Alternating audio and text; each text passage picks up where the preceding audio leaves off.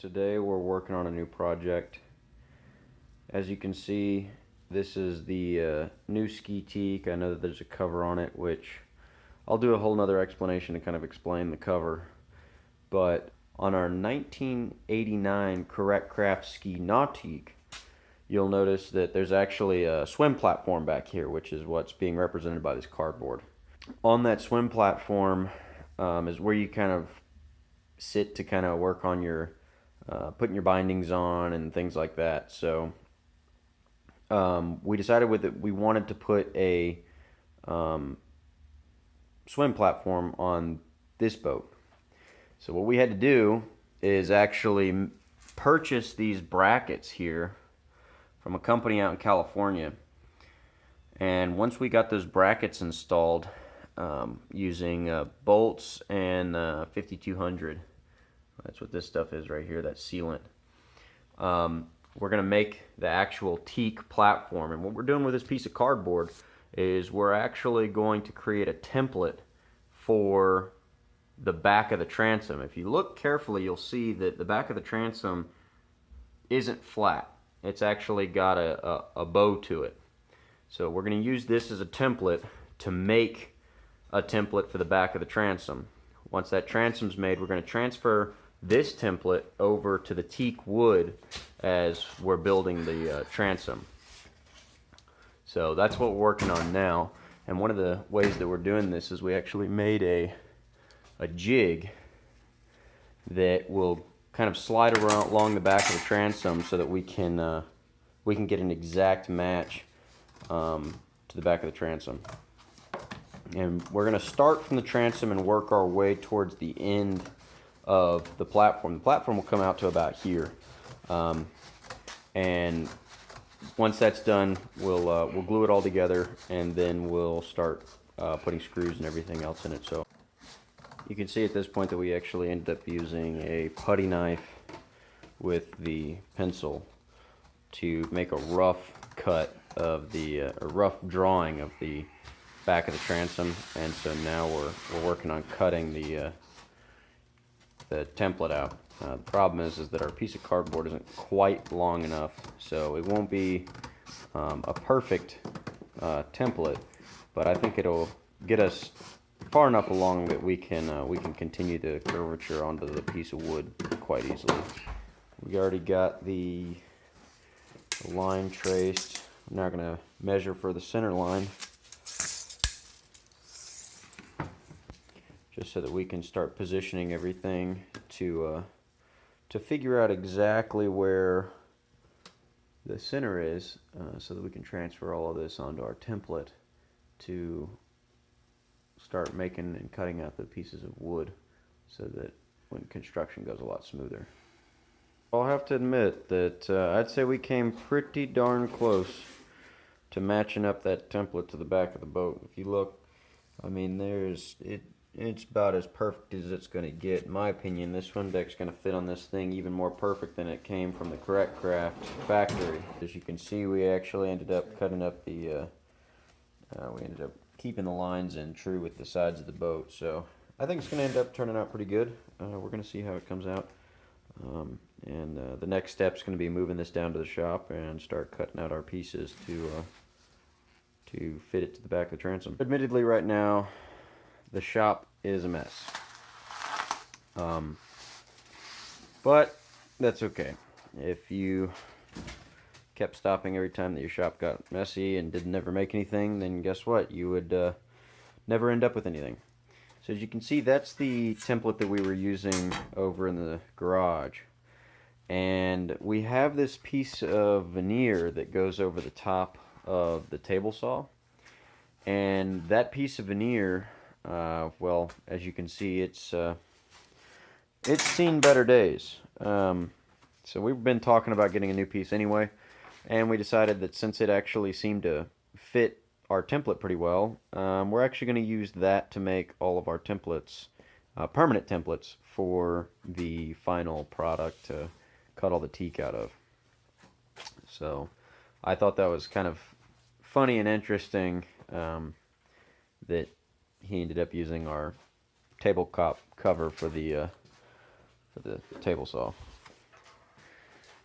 And there's the teak there that we'll be using to make the swim platform with. It turns out of all that right there, I way overbought.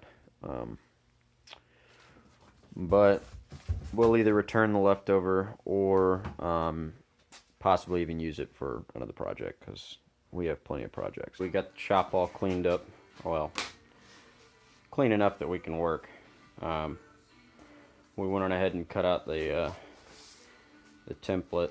We're now remeasuring for the center line, because we actually moved the piece that had the center line marked on it down here, but we really needed the center line on our working piece, which is this piece here. Basically, the key thing in any of these projects is making sure that your template is good. The template's the most important part of the project. If you're working off a bad template, your project's going to be about 7 times harder than it really needs to be. So if you start off and you put a little bit more extra time in the beginning, making a good set of templates, then the rest of the project should go pretty easy and come together a lot better than you originally thought.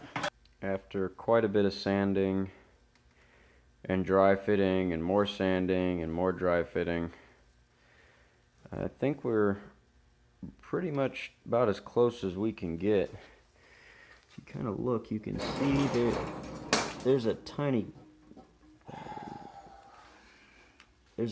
gap there, but not all that much.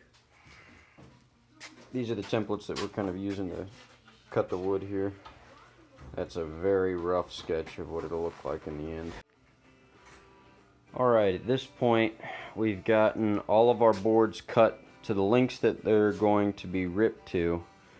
Each board's going to be ripped to a different width, and that's what's going to make up all of these pieces here.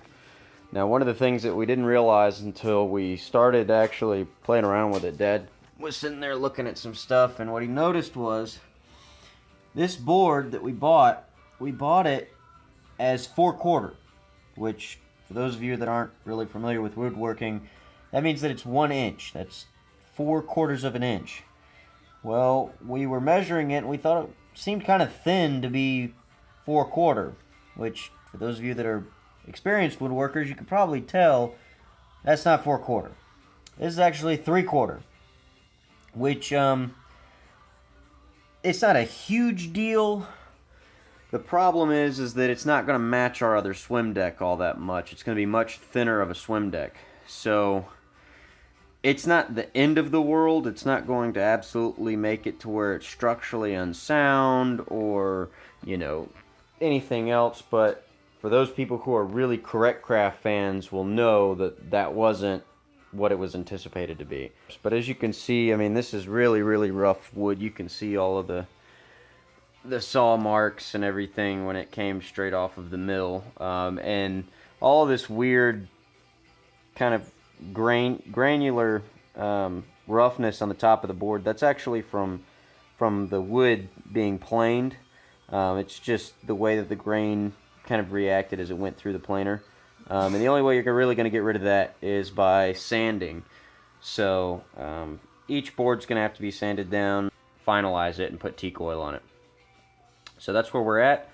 We're going to keep working. It's starting to get pretty late, so we might not get too much further. I'd hate for either me or Dad to make a mistake and end up cutting ourselves or losing a ligament of some sort. So we will we'll keep going and check in again with you once everything's ripped up. All right.